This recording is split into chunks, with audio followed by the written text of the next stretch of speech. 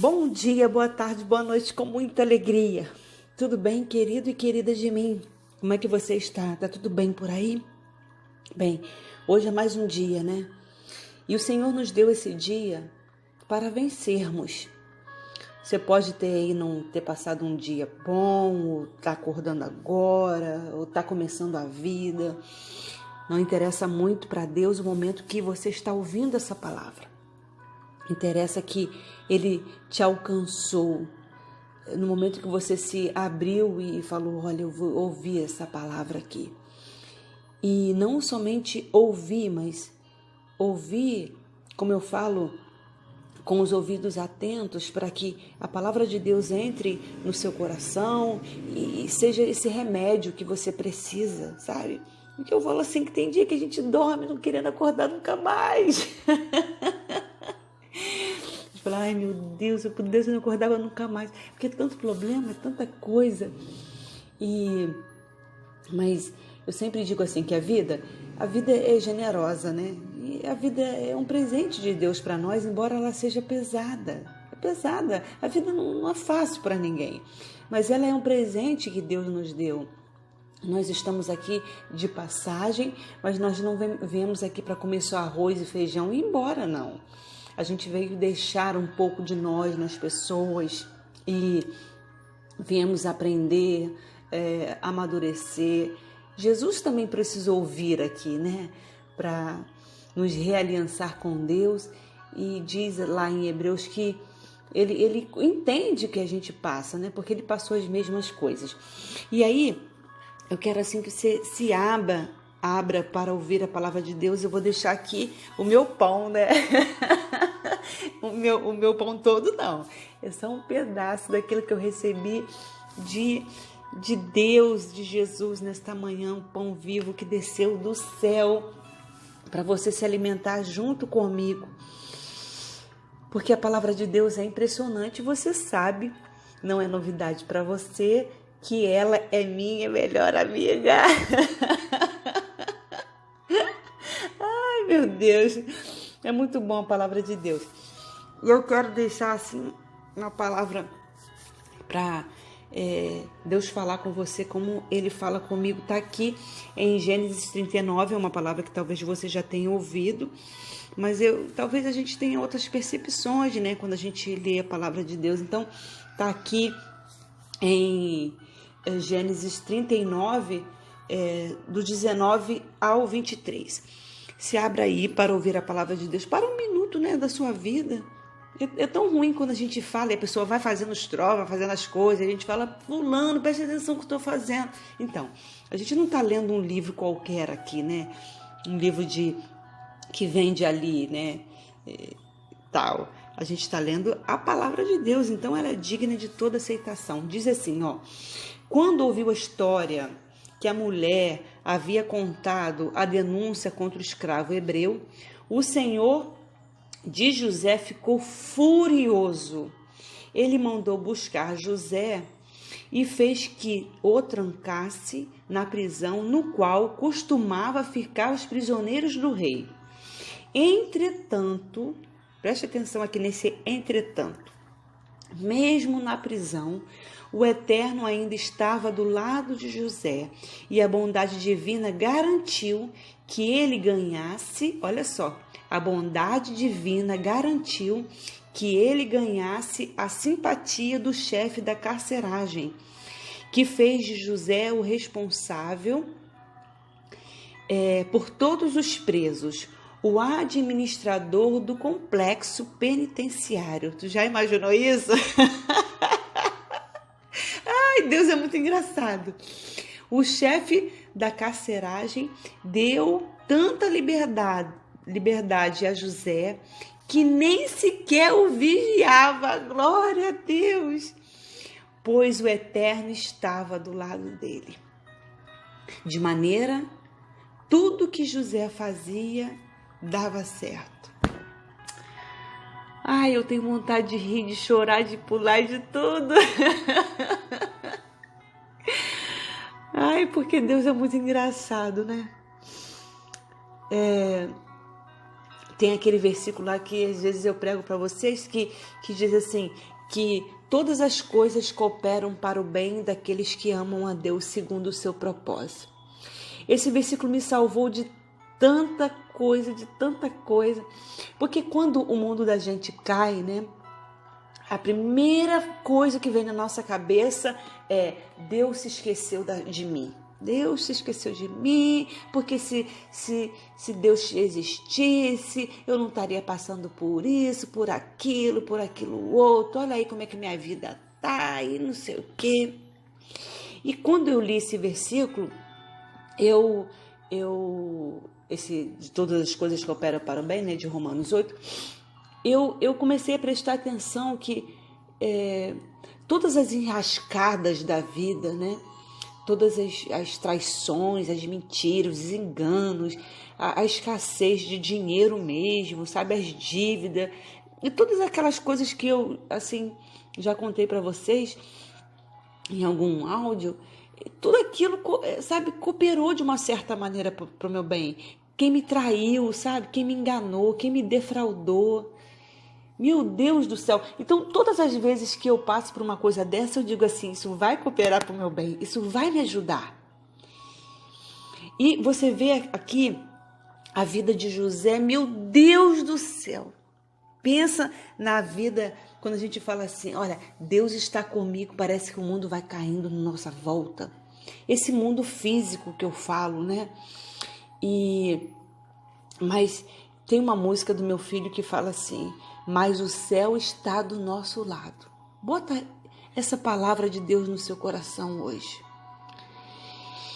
Aqui, quando José contou o sonho lá, né, para a família, aquela coisa toda, nossa, a vida dele virou um inferno.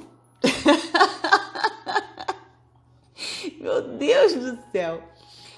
Mas aquilo tudo que parecia um inferno para a gente, né, buraco, a venda para os escravos, né, vendido como escravo, e aqui já está né, foi parar na prisão por causa de uma calúnia. Meu Deus do céu. Isso tudo estava empurrando José para onde, irmãos? Para o trono ao lado de Faraó, como segunda pessoa daquele governo que era o maior governo do mundo na época. E a gente vai vendo que Deus não é igual a gente assim, porque há na maneira da gente fazer. Então, eu sempre falo assim, quando a gente pede alguma coisa a Deus, a gente já pede no pacote embrulhado, né? Ó, Deus faz assim, assim, assim, assim, a gente empurra. Mas só que o jeito de Deus é diferente do da gente. É o avesso, sabe? É o contrário. Porque no meio do caminho, Deus vai preparando a gente para chegar a determinado lugar. A gente não pode ocupar um posto da missão de Deus de qualquer maneira. E José ainda não tinha aprendido algumas coisas, ele precisava aprender resiliência, resistência, o mandamento de amar a Deus sobre todas as coisas, e Deus foi se revelando a ele no meio do caminho, nesses reveses todos, e José foi mostrando para o mundo espiritual, que esse a gente precisa se revelar, assim como Jesus no deserto se revelou, que eu preguei para vocês, se revelou, sabe, para o mundo aqui físico, mas também para o mundo espiritual, que ele era o Filho de Deus, que ele estava pronto lá na tentação. Tanto é que foi o Espírito de Deus que impulsionou ele para aquela situação. E aqui José, quando ele recebeu essa calúnia, imediatamente, sabe, ele renunciou aquilo ali de dormir com a mulher de Potifar, que ele era, né, o comandante, ele tinha a chave da casa, ele tinha o governo da casa, ele tinha tudo, mas ele abriu mão daquilo tudo ali porque ele tinha um compromisso com Deus. Olha, abre o seu coração para ouvir isso aqui que eu vou falar para você. O compromisso de José com Deus era o quê? Ir na frente. Ele entendeu o sonho, ele entendeu a revelação. Ele precisava chegar ao trono do Egito, ao governo do Egito, para preservar aqueles irmãos que tinham colocado ele no buraco da fome, porque aqueles irmãos ali, eles faziam parte das 12 tribos de Israel. Então, a missão de José era o quê? Não deixar que os irmãos morressem, porque se os irmãos morressem, Deus não poderia cumprir a promessa que ele fez a Abraão de multiplicar os filhos dele, a descendência, como as areias da praia, como as estrelas do céu. Você lembra que Deus puxou José da tenda e falou: ô José, olha, ô Abraão, olha aqui as estrelas do céu, você pode contar, assim eu farei aos seus descendentes. Então, se lembra que toda vez a Bíblia fala assim, aqui Deus, nos seus juramentos, ele fala assim, aquilo que eu prometi a Abraão, a Isaac e a Jacó? Então, Deus tinha uma promessa para cumprir a Abraão. E José, naquele momento, era uma peça-chave de Deus para que a fome que ia chegar na terra não alcançasse as 12 tribos que faziam parte da promessa de Deus. Você já ouviu isso em algum lugar? Não, né? Porque as pessoas pregam como se Deus quisesse que José virasse governador só para ficar de governador. Posando de governador, não. Deus tem um propósito sobre todas as coisas. José precisava chegar lá para preservar as tribos, sabe? Para preservar a tribo, os irmãos, sabe? Porque eles eram a descendência de Abraão, de Jacó, sabe? E por consequência, os irmãos de José eram essa missão de Deus, era essa missão que Deus tinha dado para ele. Então, diz aqui a palavra de Deus, que José, ele foi prisioneiro, mas imediatamente o carcereiro reconheceu que José não era uma pessoa normal, era uma pessoa que Deus estava com ele em todo o tempo. E o que fez dele? Fez chefe do presídio. E Deus estava com ele ali em todo o tempo. Ele ganhou a simpatia da carceragem pela bondade divina. E virou administrador. O chefe da carceragem deu tanta liberdade para José que nem sequer o vigiava. Tem noção do que é isso? Então, qual a palavra que eu quero deixar no seu coração hoje? É que não interessa o tempo que você está vivendo, se é de escassez, se você está sem dinheiro, se você está com dívida, se você está doente. Não interessa. Deus está com você e isso tem que entrar dentro da sua cabeça, sabe? E ficar martelando, sabe, dentro da sua cabeça, de você pensar assim, não interessa o momento que eu estou vivendo. Se Deus está comigo, Ele está comigo e acabou. Isso vale, isso é a verdade. Isso que tem que prevalecer. Porque Deus, uma vez, Ele falou assim comigo, Ana, não, fica tranquila, eu conheço as entradas do deserto, mas eu também conheço as saídas. Deus conhecia a entrada daquela prisão, mas também Ele conhecia a saída. Ele conhecia a entrada do governo, Ele conhecia tudo. Então, Deus está no controle. Ele não perdeu o controle de nada da sua vida. Ele está com você. E olha só, e outra coisa que eu quero deixar sobre você. José entendeu o que Deus queria, né?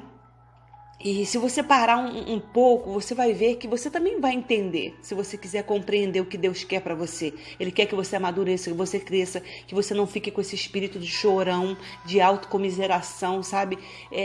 Porque a gente vive uma geração que tudo dói, tudo, ai meu Deus, sabe? Não aguenta passar nada.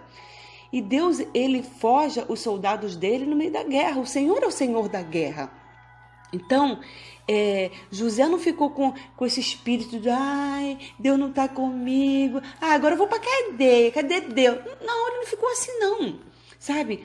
Ele ficou sabendo que em todo o tempo, consciente de que Deus estava com ele, não interessava se fosse no governo, não interessava se fosse na cadeia. Deus estava com ele em todo o tempo, então ele era produtivo, ele orava, ele revelava, como ele revelou ao copeiro, ao padeiro, ele exercia a sua missão, o seu chamado. Agora, se você ficar acolhendo, querido e querida de mim, a situação que você está, sabe, negociando com seus problemas, se relacionando com seus problemas, se relacionando com a sua doença, essa doença é minha, isso aqui é meu, o problema é meu. Não, irmão, olha só, eu sempre falei assim, ó, problema meu não é problema meu, problema meu, problema do Senhor. Então, eu vou fazer a minha parte, que é orar, confiar, jejuar, buscar, ler a palavra, porque enquanto eu faço isso, o Senhor guerreia por mim. É assim que crente luta, com as armaduras de Deus. Então, em nome de Jesus, vai para a sua vida assim, como José, tendo certeza que Deus está com você em todo o tempo.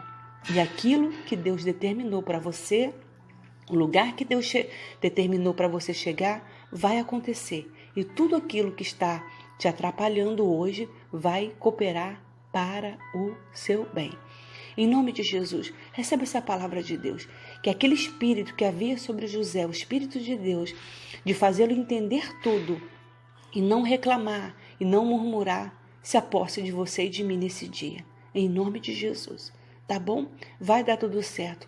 Não se relacione com seus problemas. Produza mesmo no meio do deserto. Produzindo, adorando, tendo fé, tendo a consciência que se Deus está com você, a vitória é garantida. Tá bom? Fica com o meu abraço apertado, demorado e carinhoso. Vai dar tudo certo em nome de Jesus. Fica na paz e se cuida, querido e querida de mim. Fica na paz. Bom